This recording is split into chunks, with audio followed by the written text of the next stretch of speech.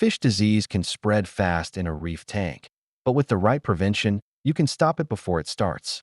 Welcome to Loving Pets channel. In this video, we'll cover smart strategies to protect your fish, control potential outbreaks, and keep your reef tanks safe and thriving. Controlling disease in conventional fish aquariums generally follows a precise set of guidelines familiar to most aquarists. The sequence is detection, identification, and treatment. When an infectious disease is detected, some intervention is required to eradicate the pathogen. That often results in the addition of medications to the water, followed by a standard treatment time. When this happens to novices, it serves as their first lesson on the importance of implementing a quarantine system to minimize the introduction of diseases to their aquarium. On the other hand, when a similar situation occurs in a mixed community reef aquarium containing saltwater fish and invertebrates, including coral, it is a much more complicated situation in terms of instituting a treatment. There are limitations on how one intervenes when dealing with disease in a reef system. One cannot simply pick up an off-the-shelf medication and add it to the reef aquarium. The toxicity of these chemicals can be lethal to invertebrates and macroalgae. The use of any chemicals to treat aquarium systems must take into account not only the effect on the animals and plants, but also any side effects on the filter bacteria. In reef systems, this also means that aquarists have to be cautious about affecting the bacteria established in the live rock. Having to treat an infectious disease in a reef aquarium is something that hopefully one can avoid. It is important to focus on preventive guidelines to minimize the possibility of a disease outbreak. What does one do when a disease occurs in a reef system? Are there chemicals that can be used to treat infectious diseases in reef systems? What approach can minimize disease outbreaks in the first place, as treatment can be a complicated, expensive, and involved process? This article, while certainly not exhaustive, will try to answer these questions and serve as a starting point for reef aquarists. Give careful consideration to preventative measures as well as to instituting proper treatment procedures if disease is detected in the aquarium. Several important procedures and guidelines must be kept in mind. Of course, the first guideline is prevention through the use of quarantine. Quarantine procedures designed to prevent disease introduction are essential to any aquarium. It is of particular importance, however, with reef systems. Once the saltwater fish, corals, and other invertebrates have been established, it is best not to introduce any new fish or invertebrates unless they are first quarantined. This applies to both captive-bred animals and especially to wild-caught ones.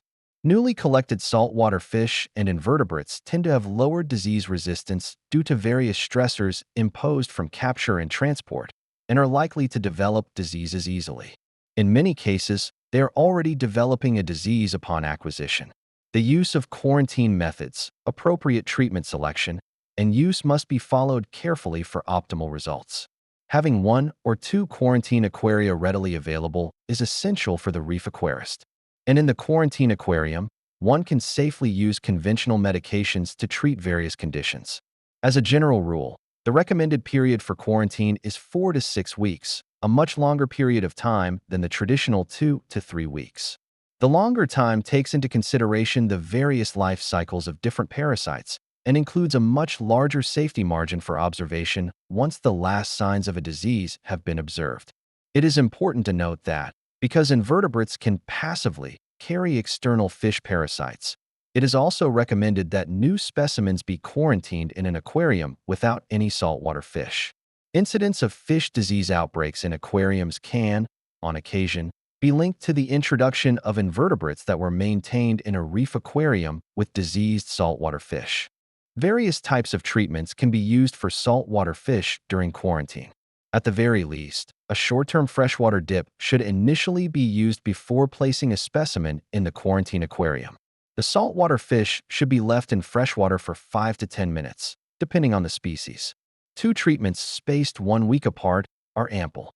It is essential to note that the water used for the dip must be adjusted to the aquarium's pH and temperature. Aquarists can use freshwater dips with invertebrates, such as sea anemones and corals, before placing them in the quarantine aquarium. However, the treatment is for a much shorter period.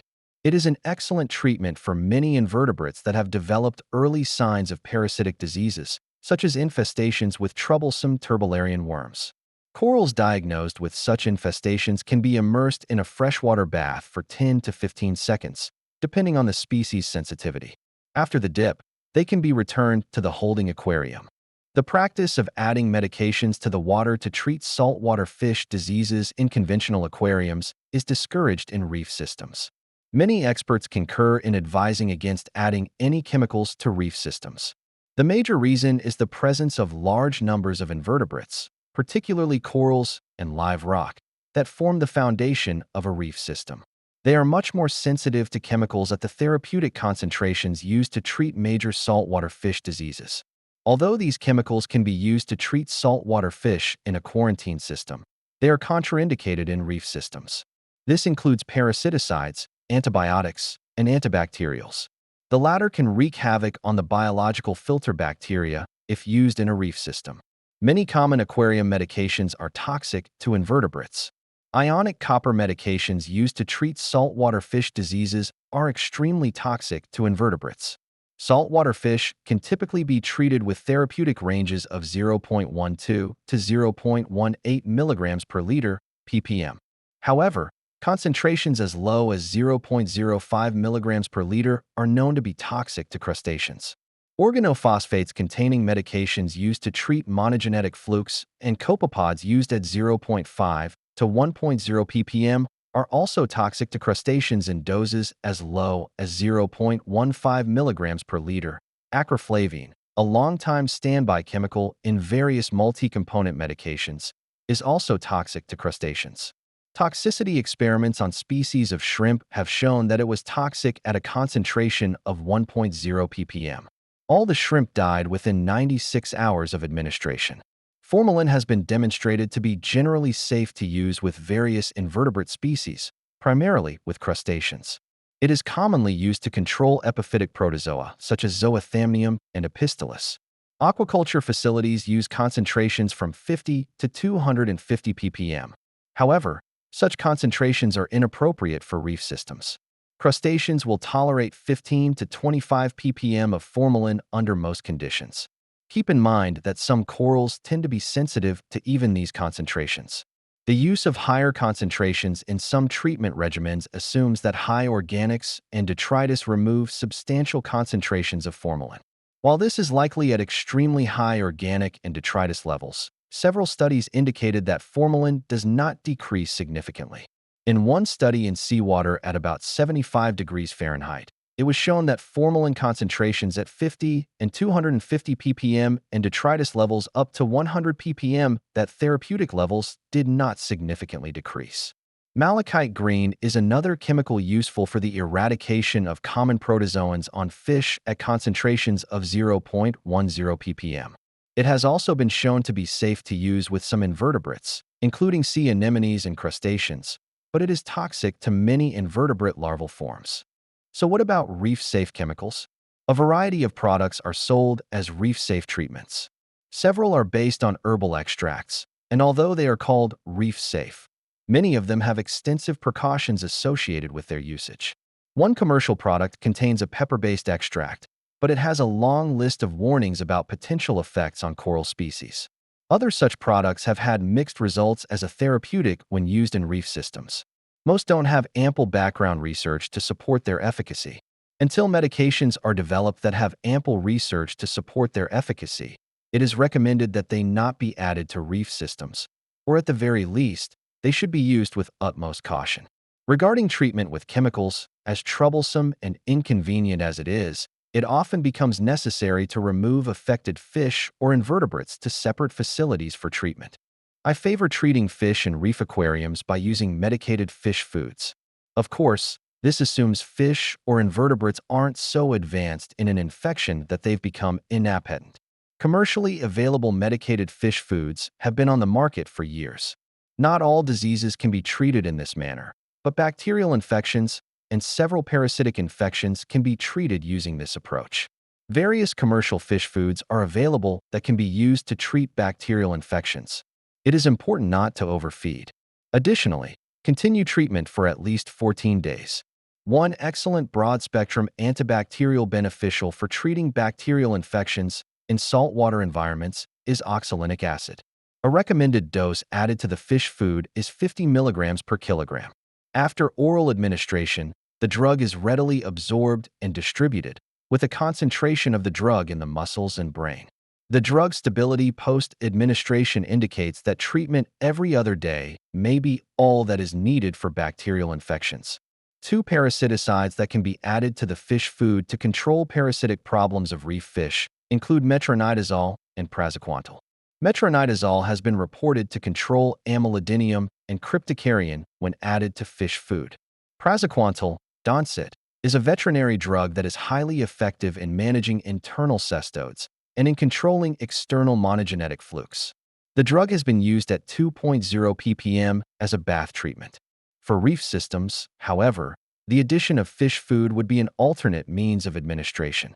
Past studies using the bioencapsulation technique have also proved useful for treating diseases using medicated fish food. In one study, the antibacterial serofloxacin was first fed to brine shrimp nauplii. Then the brine shrimp were fed to the saltwater fish. This approach uses a living microorganism to carry the drug that is fed to the animals under treatment. When fed sufficient amounts of the brine shrimp, the drug accumulates in the fish, affecting a cure. This technique offers an alternate method to treat fish or invertebrate diseases. Use caution and avoid overfeeding should this technique is used in a reef aquarium. In such cases, excessive uneaten fish food would decay and release medication into the water. A treatment method that has shown success is the combination of lowered salinity with an increase in temperature. It has been successful in both conventional all-fish aquaria as well as reef aquariums. Studies have demonstrated that lowering salinity is effective in parasite control as it interferes with the normal development of parasites such as cryptocarrion. It also decreases the hatch rate of eggs deposited by various monogenetic trematodes such as Neobenidenia. The treatment is done by gradually lowering the salinity. Using a calibrated hydrometer, bring the specific gravity to within the range of 1.016 to 1.017, equivalent to approximately 22 to 24 parts per thousand salinity at 80 degrees Fahrenheit, 424 to 48 hours. This can be combined with an increase in temperature from 80 to 82 degrees. Sensitive coral species may not tolerate the temperature rise very well due to a decrease in the concentration of dissolved oxygen. It is important to note that after dilution of the aquarium water, you must check the specific gravity regularly to make sure it stays within the correct range. You should also check several water parameters to ensure they are within normal ranges, including pH and alkalinity. It is generally necessary to increase the alkalinity whenever reducing the salinity.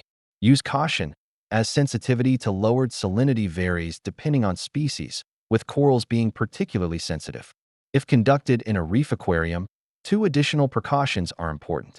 First, you need to remove invertebrates, such as starfish, shrimp, sea urchins, nudibranch, and others. They will generally not survive such a treatment. Secondly, sensitive corals, Seriatopora, Montipora, and others, in a well-established reef aquarium also need to be removed. This treatment is not recommended for a novice, but only for reef aquarists who have a good understanding of the sensitivity of various corals to environmental changes. You should consult appropriate references before utilizing this type of treatment or any other treatment if you are undertaking it for the first time. Maintain reduced salinity for 4 to 6 weeks, then gradually increase it to the normal salinity level for a week. Ultraviolet irradiation has been used to treat water in public aquaria for many years to reduce concentrations of various organisms, including bacteria, viruses, and protozoans. While optional in most conventional aquaria, it can be useful in reef aquaria. Although many experts are divided in their opinions on the advantages of using UV in saltwater systems, nonetheless, it can effectively reduce potentially harmful organisms. But it has limitations in that one cannot expect it to reduce the number of potentially infectious organisms.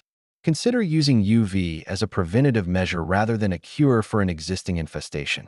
Bear in mind that it will only eradicate free-swimming forms of parasites, viruses, and bacteria.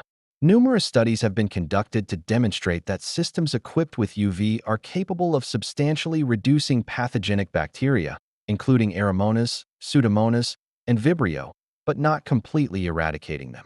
The effectiveness of UV sterilizers is based on a number of factors, including the presence of suspended organics, contact time, and flow rate. Such systems are especially useful in larger quarantine facilities. The treatment of reef systems presents several challenges compared to the treatment of conventional systems that contain only saltwater fish.